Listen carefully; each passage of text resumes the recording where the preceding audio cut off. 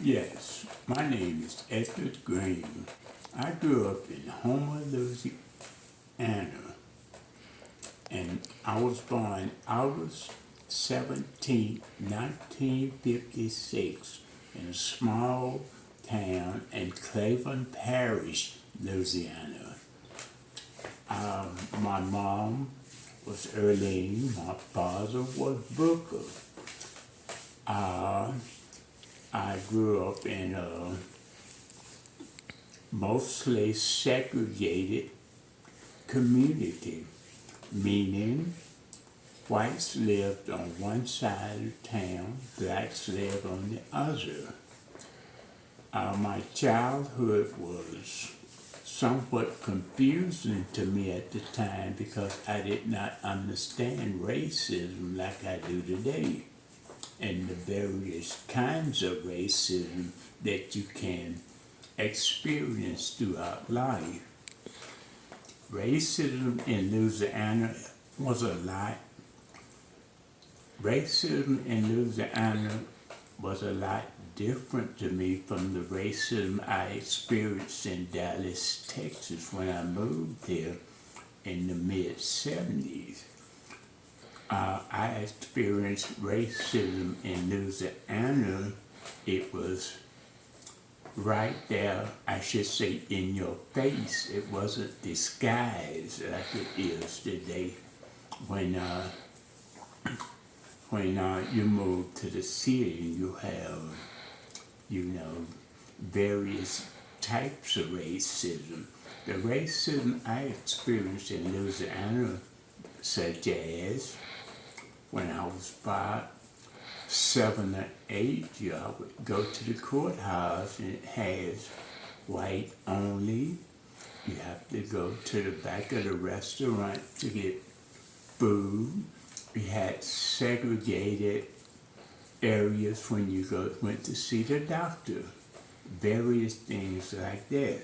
So that's the type of racism I was accustomed to. We had the Ku Klux Klan had their rallies. I have seen them in full dress, hoods, masks, horses, and at that time, as a child, I was very terrified of these people because I was under the impression they was very violent and they did not care alike for colors at this time. As time progressed through my childhood, growing up, and went to school in a black school, tried in a high school. I believe it was 1970 when we integrated in this town. Integration, segregation.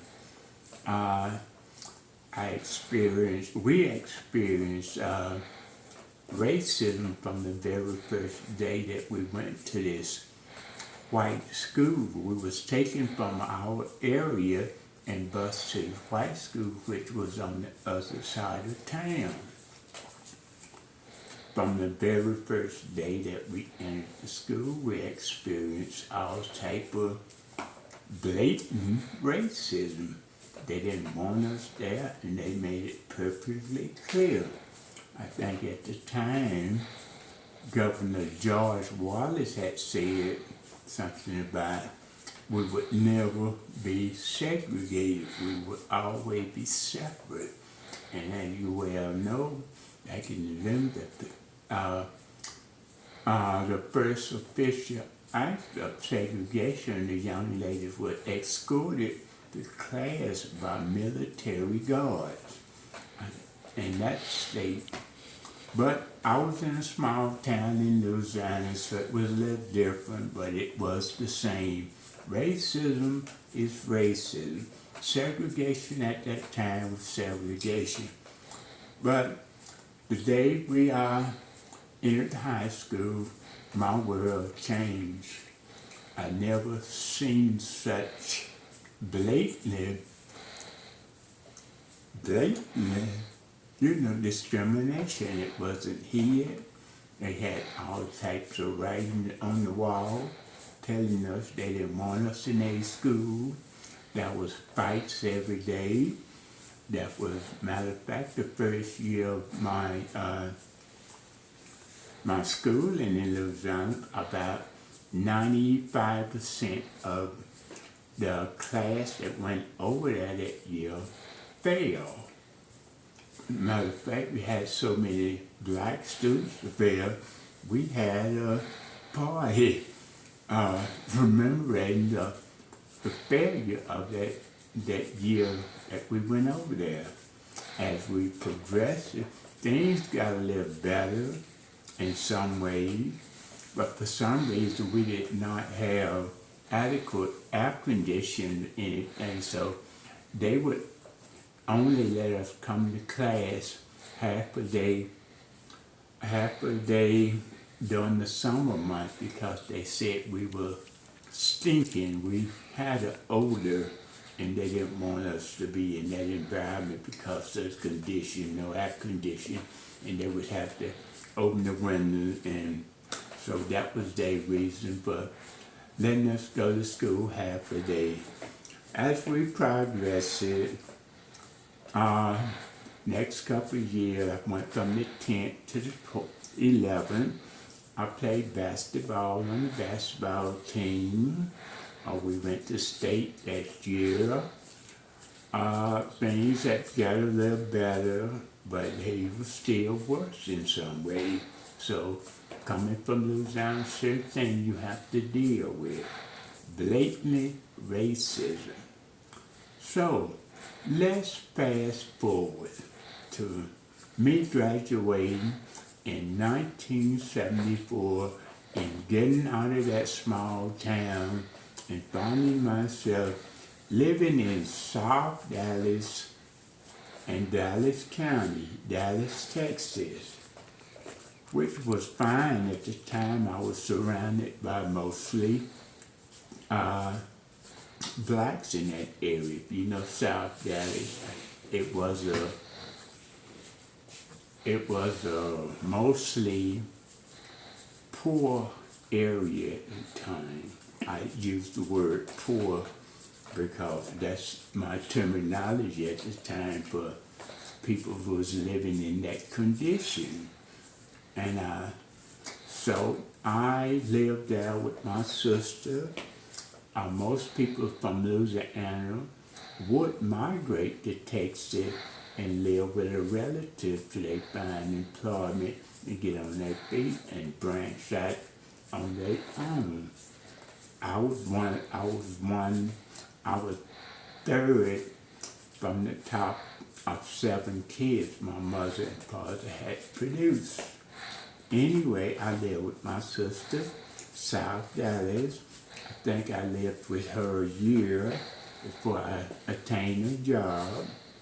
I was working, cleaning office building at a large bank on Congress Street, I believe.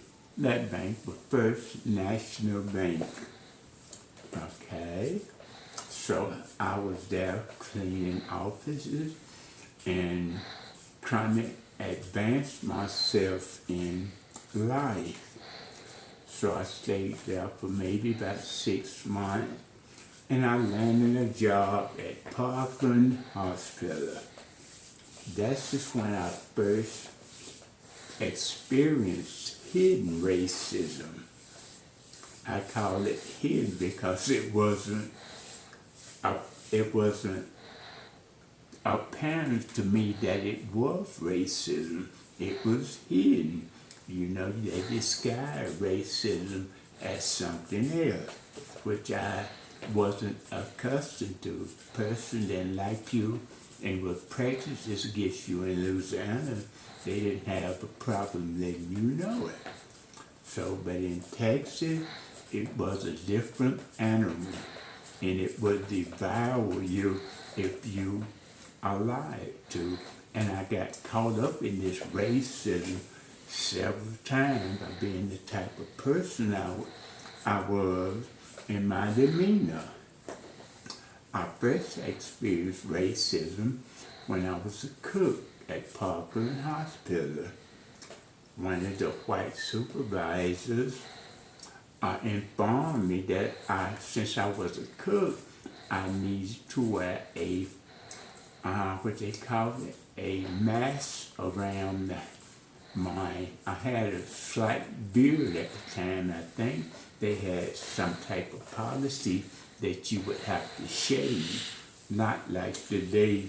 Right there, if you had a professional job and you have to look like the rest of Caucasian men, you could not have facial hair of any type on your face. So one morning I came to work and I believe I was on vacation and I had grew a beard. When I came back to work, I was informed by the supervisor that I need to cut the hair and wasn't given the opportunity to do this.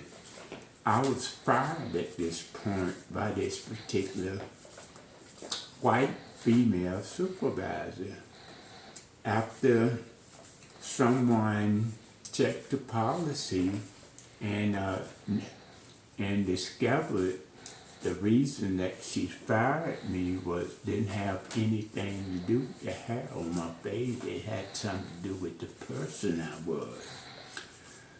So after investigation, bottom line, I was rehired, but I was unable to continue my career as a cook at Parkland Hospital due to the point that position had been filled, and for another reason, the pay scale that was paying at the time,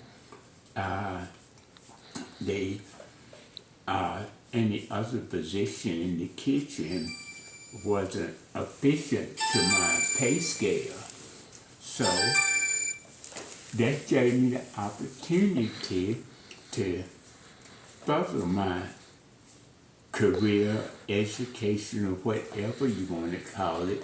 I was sent to security at Parkland, where I spent several years learning the ins and outs and daily routines of a security office at Dallas County Hospital, which is better known as Parkland Hospital. I stayed in that position for years. I advanced to senior officer. Senior officer is when your supervisor, sergeant, corporal, lieutenant is not available. The highest, I wouldn't say ranking, the highest person that been there long would take over the supervisor's position and run the office of security. So I was at that position periodically for times. But as the years progresses and things went on, security, when I started, that was 80% or more black, which was fine with me. So I made the best of my position, did my job, came to work, and made the best of the situation I was in. Fast forward a couple of years, and two white men took over the Department of Security. I never will forget their name. Named John Vance and Harold Cook came into my life and came into security. They turned security from 80% plus black to about 20% plus black during the time that I was there. I was one of the last person to get, I guess I would say, ran off out of security, but the method they used on me, they accused me of not doing my job. They accused me of letting the person come through the emergency door one night, and he had a weapon on him, and he had assaulted his girlfriend. For some reason, he wanted to. She came through emergency, and she was admitted in. I'm working ER at the time, the emergency facility door. So it was my job to control everything that go in that area and keep the peace and harmony in emergency. But this particular night, this young man came in and made a scene, which I wasn't at work that night. I was off duty. I didn't work night. I worked 5 a.m. to 2 p.m. This incident happened overnight, but for some reason, they got it confused and said that I allowed this guy to come in this restricted area. He was making a ruckus back there, wanted to help the doctors repair the young lady had assaulted and had a weapon on him. They accused me of going back, confronting this person.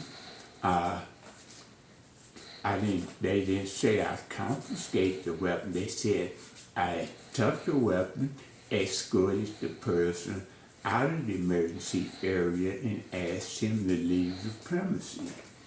I wasn't on duty that night.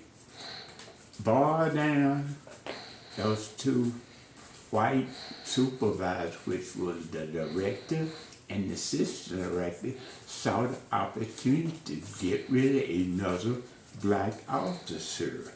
So they said I broke policy by confronting this person and allowing him to leave with this weapon on. When the investigation was done the next day, they came to the conclusion that it wasn't me and I was just coming to work. When I came to work that morning at 5 a.m., I was confronted by the sergeant on the day shift. He said I was relieved of duty due to the incident that happened that night. So, as the minutes and hours progressed, and we tried to straighten that out. At that point, he told me I was relieved of duty. Okay? At that point, I was no longer employed as a security officer. So, I had a verbal confrontation with the sergeant of security while I was trying to explain to him it wasn't me, but though, his superior said, get rid of Officer Green due to the incident. Well, later that day, they discovered it wasn't me. Started apologizing to me and reinstated me to my position. They decided to fire me for insubordination because I had talked so bad to the sergeant that said I was terminated. So what point was it insubordination?